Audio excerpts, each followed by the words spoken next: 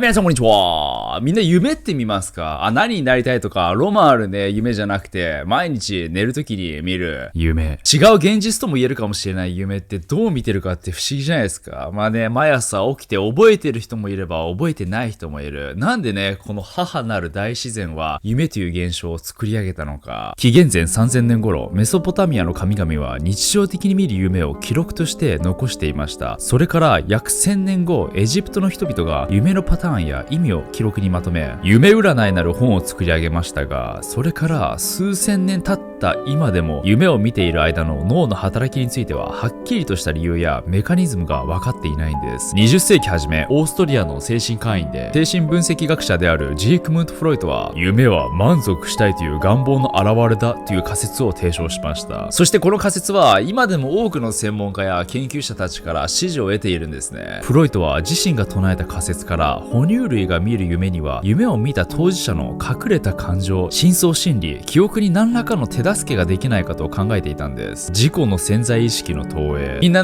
意味深な夢見た時にどんな意味があるんだろうって夢占いとか調べますよね。これは深層心理、願望から来るという説を夢占いとして活用しているんですね。僕も結構調べたりするんですけど、これが結構当たってるっていうか、逆に当たりすぎてめちゃくちゃ怖いんですけど、最近1週間で2回も同じ夢見たんですね。それというのが、飼い猫のノアちゃんが家から脱走しちゃう夢だったんですね。で、夢占いで調べたら、猫イコール女性、愛情、人間関係、お金を意味するらしいので、確かに最近人間関係でトラブルあったなと思って、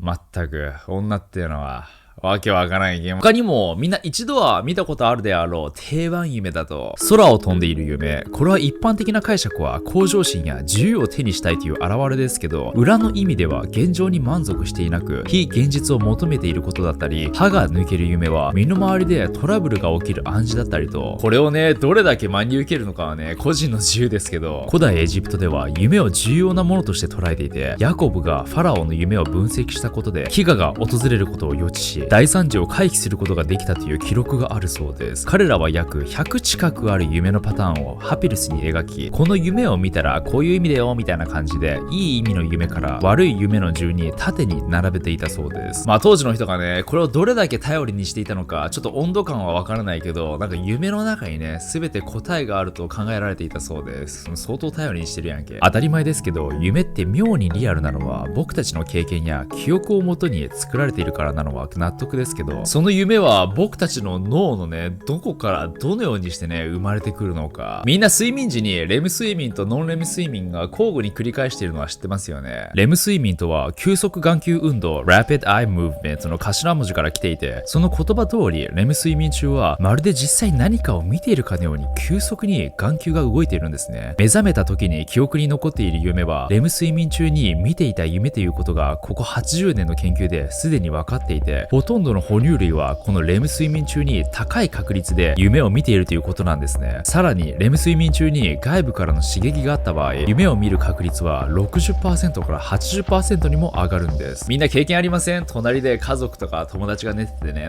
寝言言ってて、それに対してね、返信したら支離滅裂な意味わからないことを返答を書いてくれる的な、あれがまさにそれです。脳は夢を見てるけど、聴覚はね、外部を向いているので反応するんですね。レム睡眠中は主に視覚、情動、記憶などの処理が脳内で起きているので、活発に脳の各部位が活動していることも観察されているんです。フロイトの仮説とはちょっと違うんですけど、人間は普段の生活で起きた出来事や脳に蓄積した様々な情報を整理するために夢を見るという説もあるんです。これは脳に溜まった過去の記憶や最近の記憶といった情報同士が結びつき、そのつなぎ合わせた情報が睡眠時に処理され、一つの物語として映像になったものが夢だとされているんです。だから夢って支離滅裂なことが多いんですね。学生時代の友達と今の友達が一緒にいたり、大人になっても学校にいたりと、脳内にある記憶を脳が勝手につなぎ合わせているから辻褄合ってないし、それを夢から覚めて説明しようとしてもうまくできませんよね。レム睡眠中は脳内の活動が活発で、この活動は現実で感じたりするのと似ているので、睡眠中なのに呼吸や心拍を変動させる自律神経活動が起きたりするんですね。だから怖い夢見てし、めっちゃ逃げて起きたら疲れてるし、めちゃくちゃ悲しい夢見て泣きながら起きたりするし、怖い夢見たとか言って寄ってくる女、あざといけど可愛く見えちゃう。エジンバラ大学のクリス・イジコスキー博士により行われた実験では、生徒が2グループに分けられ、各グループが午前中の15分で意味のない単語のリストを記憶しました。その後、一つのグループは夕方にテストが行われ、もう一つのグループは睡眠後に翌朝にテストが行われました。結果は、睡眠を取ったグループの方が睡眠を取らないでテストしたグループよりも高い得点を獲得したんですね。つまり、睡眠と学習には深い相関関係があることが分かったんですね。要は、質のいい睡眠を取ることで脳内が整理されてね、より日常生活が過ごしやすくなる。人間は睡眠中、深い眠りのノンレム睡眠と浅い眠りのレム睡眠を繰り返しますが、最初のノンレム睡眠が90分の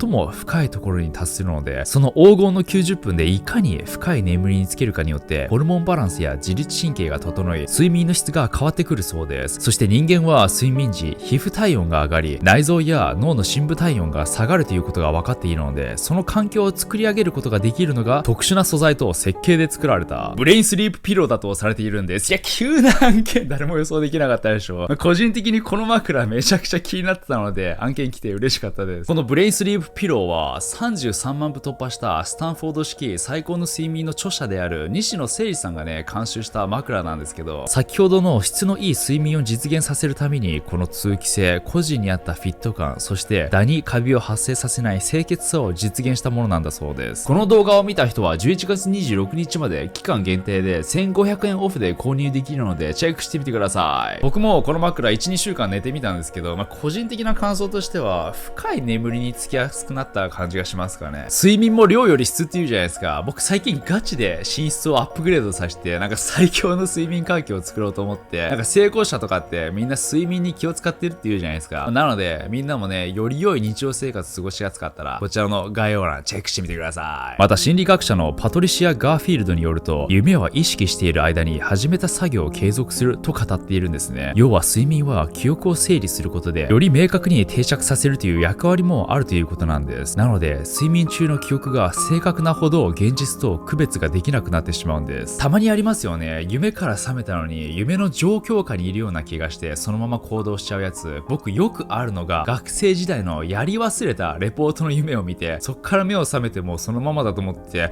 うわ、やべ、レポートしなきゃって朝起きて、ただ気づくんですよ。夢でよかった。そして夢は意識している間に始めた作業を継続するという言葉の通り、現実世界と夢の境界線は実はかなり曖昧なものだからこそ、いつ夢が始まったのかは分からず、起きるまでそれが夢だと気づかないのかもしれません。よく考えると、夢も起きた時覚えてますよね。それってある意味記憶になりますよね。もし夢がかなり巧妙で、より明確に脳に定着させたら、それってどっちも現実に起きたら記憶と思ってしまいそう。この記憶に関して実際あたかも2つの記憶があるような奇妙な体験談があるんです。記憶が2つあるんだが、2011年8月2チャンネルに記憶を2つ持つという人物 A の書き込みがありました。一応この2チャンネルの深掘りではないので簡潔に話しますね。 A 曰く、小学校4年生の夏から大学生である19の10月まで普通に進学して今まで来た記憶と全く別の場所で暮らしていた自分の記憶、この2つの記憶があるというんですね。その別の場所での記憶が結構奇妙な体験らしく、小学4年生の夏休みに家族で川に遊びに行き、A はその川で溺れてしまったそうです。水中で息が苦しくもがいているところを知らないおじさんに助けてもらったんですね。そのおじさんというのが服も着ておらず、白人のような感じで言葉も通じなかったらしいんです。周りを見渡してもそのおじさん以外誰もいなくてびっくりして泣いちゃったそうなんですね。けどおじさんは泣いている A さんを心配しているのか、優しく声をかけ続けてくれたんです。その後 A さんはおじさんについていき、植物だけしかないような森へと案内されたんです。そこでおじさんは葉っぱから出る液体で絵を描いてくれたらしく、 A さんはなぜかそれがすごく嬉しかったんです。 A さんは家族とはぐれた場所を探したりもしたんですけど見つからず、そこからはおじさんとおばさん2人の子供なのか、まだ言葉が通じない赤ちゃんと一緒に暮らすようになったんです。 A さんはそこで暮らすにあたり、おじさんたちからね、いろんなことを教わりました。そこで暮らす人たちのように裸で過ごし、言葉もだだんだん上達していったんです。そこは基本的に植物がいろいろな基準になっていて、春夏秋冬はないけど1年は1本の木が枯れるまでとされていたらしいんです。すげえ長そう。だからかわかんないけど、そこに住む人たちはあまり年とかはね気にしてない様子だったそうです。他にもそこでの食事は基本草らしく、基本的に植物と暮らしていたそうなんですね。現実世界では鉄や銅と主に使っているじゃないですか。でも A さんがいた世界では草を主に利用していたんです。起きたら大体草の勉強をする、草を使えるようになればいろんなことができるみたいで、なんと動物のような草もいたというんです。その場所の生活にも慣れ、言葉もペラペラになっていた A さんですが、ある日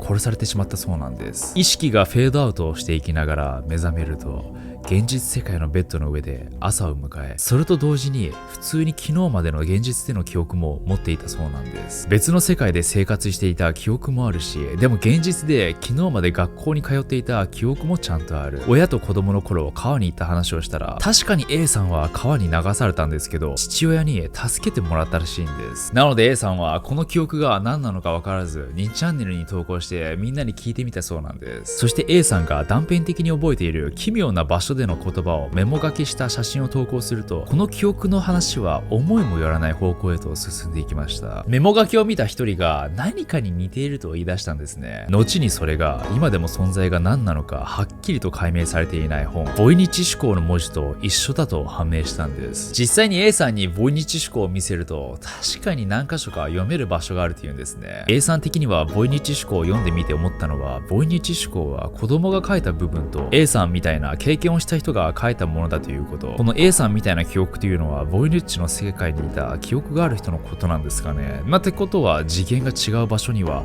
このボイニッチの世界が存在しているっていうことになります。ただ A さんはボイニッチ思考を読んでいくうちに何かに気づいたらしく、急にボイニッチ思考に関して口を閉ざすようになったんですね。どういうことが聞かれた A さんは、この世界には上下関係があるだろう、俺たちも上下関係があるってことみたい、俺はすることがあるから頑張るわ、最後にアダムとイブとボイニッチ、3人とも誰がつけたのかわからない変な名前だが、同じ世界の出来事であると言いました。つまり俺らの世界は下だから知ることは許されてないってこと？と聞かれた A さんは、違います、知ったらショックだから書かないだけですと答えたんです。ここ最近聞いた中で一番中二的なフレーズですよね。こういうの最高です。中二とロマンって一緒ですよね。そして最後に A さんは、ですね、原子力や地震などの予言なんてありません。未来のことはわからないけど、わかるのは宇宙や世界のある意味、生きる意味だけです。もうこれ以上は言えません。好奇心を高めていろんなことを知りたがるは大変いいことです。もっと知りたがってください。自分で見つけてください。動いてください。きっとわかる日が来ますが、俺が言うことではないので、